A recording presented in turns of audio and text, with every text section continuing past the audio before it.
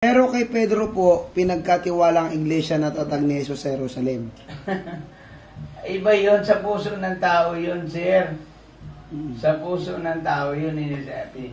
Pedro, itong aking iglesia ay itatayo ko sa batong ito, sabi ng Panginoon. Ang tanong dyan, ang Panginoong Jesus ba ay gumawa ng church? Hindi po.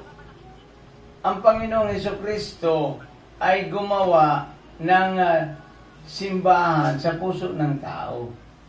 Buksan natin sa Roma para hindi ka hindi po yung lokal kasi dalawa ang iglesia, iglesia lokal at iglesia original. Yes. Sa original tayo, yun ang tinayo ng ating Panginoon. Unang Corinto chapter 3 verse 16 to 17.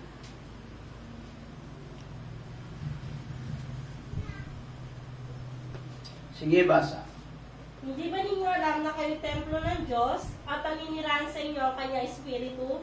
Paparusahan ng Diyos ang sino mang magwasak ng templo niya, sapagkat banal ang templo ng Diyos at kayo ang templong iyan. Yan, maliwanag, Ralph. Sabi niya dito, hindi ba ninyo alam na kayo'y templo ng Diyos at naninirahan sa inyo ang kanyang espiritu?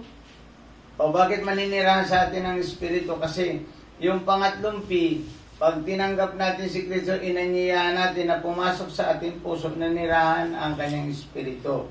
And then, paparusahan ng Diyos ang magwasak sa kanyang templo.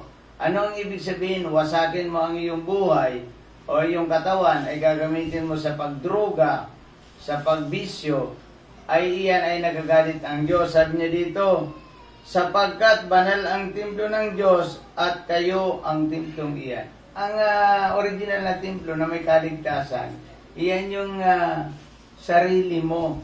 Kung tinanggap mo, mananahan sa iyo ang ating Panginoong Jesucristo, ikaw na ay templo ng Diyos.